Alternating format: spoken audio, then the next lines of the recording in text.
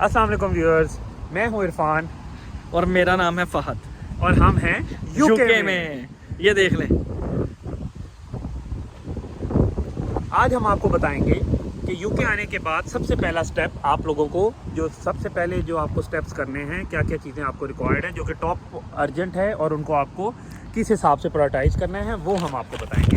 Student के लिए भी और बाकी चीज़ों के लिए भी, जो डिफरेंट वीज़ों के ऊपर लोग आते हैं, उन सब के लिए हम आपको अलग अलग वीडियोस बना के, अलग अलग सेक्शन बना के आप लोगों को बताएंगे, ताकि आप लोगों की जो मुश्किलात हैं उसमें आपको कमी आए और आपका यहाँ पर आने के बाद जो प्रोसेस है, आपका चीज़ों को स्मूथ होने में जो टाइम है वो आपको कम से कम लगे। तो सबसे पहले जब आप यूके पहुँच जाते हैं तो सबसे पहला काम जो आपने करना है वो है BRP कलेक्ट करना। अब सबसे पहले अब लोगों को नहीं पता होगा कि BRP क्या होता है, ठीक है ना। अब जो लोग तो हैं यूके के अंदर, उनको तो पता है कि BRP कहते हैं हम बायोमेट्रिक रेजिडेंट परमिट कार्ड को, ठीक है। अब लोग कहेंगे कि यार ये हमने क्यों कलेक्ट करना है आगे, ठीक है।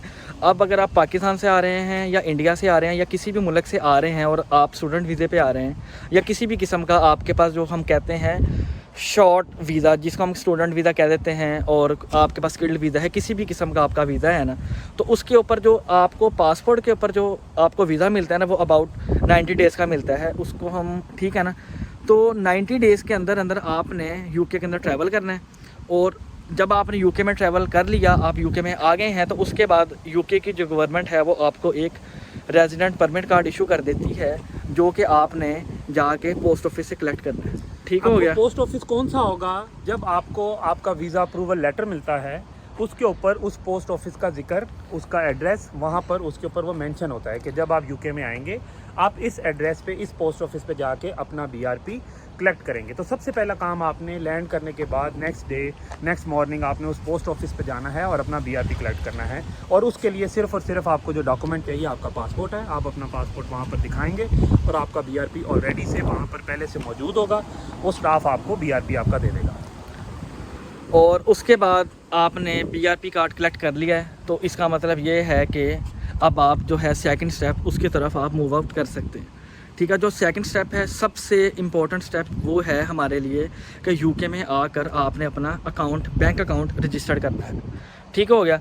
अब बैंक अकाउंट जो है यूके के अंदर काफ़ी तरह के बैंक अकाउंट्स हैं। एक तो है स्ट्रीट बैंक्स और दूसरा है जो यूके प्रोवाइड करता है, वो करता है डिजिटल बैंकिंग, ठीक है। तो डिजिटल बैंकिंग में हमारे पास है 3-4 तरह के अकाउंट्स। एक स्टर्लिंग बैंक है, एक मोन्जो बैंक है, एक रेवोलूट वगैरह है, ठीक है। तो जो सारे बैंक जो है ना, वो हमारे से मांगते हैं प्रूफ ऑफ एड्रेस। तो जो हम रेकमेंड करते हैं, यानी कि हम नहीं, जो बैंक जो हमारे से प्रूफ ऑफ एड्रेस नहीं मांगता वो है मोन्जो बैंक, ठीक हो गया। तो आपने क्या करना है कि आपने अपने फ़ोन खोलना है, फ़ोन खोल के आप एप्लीकेशन स्टोर ओपन करें और खोलें मोन्जो की ऐप डाउनलोड करें। और एप्लीकेशन डाउनलोड करने के बाद आप अपनी जितनी भी हैं नेसेसरी डिटेल्स वो आप वहाँ पे फुलफ़िल करें, और आपका जो बैंक अकाउंट है विदिन हाफ एन आवर आपका बैंक अकाउंट ओपन हो जाएगा, और आपको नेक्स्ट डे उसका बहुत ही आसान तरीका हाँ जी। है और आपका आराम से बैंक अकाउंट खुल जाएगा। बैंक अकाउंट ओपनिंग लेटर जो है और कार्ड जो है वो आपके एड्रेस पर आ जाएगा और आप बैंकिंग के लिए आप रेडी टू गो हैं। और उसके बाद जो है तीसरा स्टेप, आपका एक दफ़ा बैंक अकाउंट खुल गया तो आप जो है ना, आप वहाँ से अपनी एक बैंक स्टेटमेंट डाउनलोड कर सकते हैं, जो कि आपका as a proof of address बन जाएगा, ठीक है। तीसरा स्टेप जो है वो आपने क्या करना है, आपने GP रजिस्टर्ड करना है। अब बहुत से लोग जो मेरी वीडियो सुन रहे होंगे उनको नहीं पता होगा कि GP क्या है। GP होता है एक जनरल प्रैक्टिशनर, ठीक है। याद है जब हम पाकिस्तान के अंदर हमने वीज़ा वगैरह फ़ाइल करना होता है तो हम एक NHS की फ़ीस देते हैं, ठीक है। वो NHS की फ़ीस जो होती है वो इसलिए हम पे करते हैं कि हम जब इस मुल्क में आएंगे, यूके के अंदर आएंगे, तो हमें जो है, जो हमारी मेडिकल है वो हमारा टोटल फ्री है, ठीक है। तो आपने सबसे पहले GP रजिस्टर्ड करना है। अब GP रजिस्टर्ड करने का जो तरीक़ाकार वो ये है कि आप NHS की वेबसाइट पे जाएं, वहाँ पे जाके आप लिखें कि आपका जो नियरेस्ट GP है वो कौन सा है, ठीक है। आप अपना पोस्ट कोड डालें, और पोस्ट कोड जब आप डालेंगे तो आपको जो है नियरेस्ट GP वो आपको बता देगा, ठीक है। अब GP रजिस्टर्ड करने के लिए 2 तरीके हैं। या तो आप वहाँ पे जाएं इन पर्सन, अपनी प्रूफ ऑफ एड्रेस लेके चले जाएं और अपना BRP कार्ड ले जाएं, ठीक है। वहाँ पर आपको एक फॉर्म मिल जाएगा, हाँ जी। वो फॉर्म आप फिल करेंगे और उस GP पे आप अपना फॉर्म जमा करवा देंगे और with in a month period जो है वो आप रजिस्टर हो जाते हैं। यही फॉर्म आपको उस रेलिवेंट GP के ऑनलाइन से भी, वेबसाइट से भी मिल जाता है, काउंसिल की वेबसाइट से मिल जाता है, आप उसको डाउनलोड करें, उसको फिल करें और वो फिलअप करके वहाँ पर जाके जीपी में जमा करवा दें। अब जिस पीरियड तक आपका जीपी रजिस्टर नहीं होता लेकिन आप एलिजिबल हैं, तब भी अगर आपको अल्लाह ना करे डॉक्टर से रुजू करने की ज़रूरत पड़ती है तो आप उसी जीपी पर जाके अपनी अपॉइंटमेंट कॉल करके भी बुक करवा सकते हैं और सेंटर पे उस जीपी पर जाकर भी अपनी अपॉइंटमेंट बुक करवा सकते हैं। लेकिन आप जब एक दफ़ा एप्लीकेशन डाल देते हैं तो आप उस प्रोसेस का हिस्सा बन गए हैं, आपने अपना जीपी रजिस्टर करवा लिया। इसके अलावा आपको जो काम करना है, आपको अपना नेशनल इंश्योरेंस नंबर जो है वो अप्लाई करना है। NI नंबर उसको कहते हैं। NI नंबर आपने अप्लाई करना है और NI नंबर अप्लाई करके आप जो है उसके नेशनल इंश्योरेंस आपकी जो है वो उसके ऊपर UK के अंदर वो रजिस्टर अब जो NI नंबर है ना, ये NI नंबर जो है ना, ये बहुत बहुत ज़्यादा इंपॉर्टेंट है UK के लिए, ठीक है। NI कहते हैं नेशनल इंश्योरेंस नंबर। ये अब अप्लाई कैसे करना है, ये बड़ा बेसिक सा सिस्टम है। जब आपने BRP कार्ड कलेक्ट कर लिया है, आपने आना है गूगल पे सर्च करनी है अप्लाई फॉर NI नंबर, ठीक है। तो गवर्नमेंट की एक वेबसाइट है UK की, gof.uk.gov.uk की वेबसाइट है, वो खुल जाएगी। वहाँ पे जाके आप अपनी जो है डिटेल्स वगैरह डालें, बैंक एड्रेस, अपने घर का एड्रेस वगैरह डालें और आप कर दें अप्लाई। विद इन 1 डे और 2 डेज़ आपका जो एप्लीकेशन का जो रेफरेंस नंबर है वो आ जाएगा।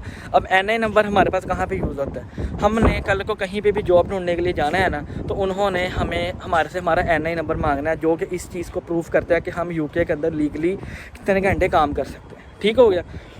और उसके बाद जो है आपका एक दफ़ा बैंक अकाउंट खुल गया, NI नंबर आ गया, आपका GP रजिस्टर्ड हो गया। एक और चीज़ जो आप कर सकते हैं इसके बाद, आप अपना जो अगर आप एक जगह पर परमानेंटली रिजाइड हो गए हैं, आपके जो रेजिडेंस का मामला है वो ऑलरेडी सेटल्ड है, तो फिर आप उस जगह पर अपना इलेक्टोरल वोट जो है वो रजिस्टर करवा लें। इलेक्टोरल वोट रजिस्टर करवा लें ताकि उसकी बेस के ऊपर आपका वो भी एक विद इन अ मंथ का प्रोसेस है, लेकिन आप उस रेलिवेंट जो मुतलका कौंसल है उसको आप रब्ता करते हैं, उनकी वेबसाइट पे जाते हैं, फॉर्म वगैरह भरते हैं और आपका इलेक्टोरल प्रोसेस जो है वो स्टार्ट हो जाता है। इसका करने से जो आपकी क्रेडिट रेटिंग है वो इन चीज़ों की वजह से भी साथ साथ डेवलप होना शुरू हो जाती है। इनका आपकी क्रेडिट रेटिंग के ऊपर भी इफ़ेक्ट होता है। अब ये कई बच्चे सवाल करेंगे कि ये क्रेडिट रेटिंग क्या है, तो जो क्रेडिट रेटिंग है उसके बारे में हम एक डिटेल वीडियो एक सेपरेट बनाएंगे, क्योंकि ये जो क्रेडिट रेटिंग है ये is a total separate thing, ये बिल्कुल एक अलग टॉपिक है। तो इसके लिए हम आप सबके लिए आपकी फरमाइश के ऊपर एक अलग वीडियो बना देंगे, ठीक है।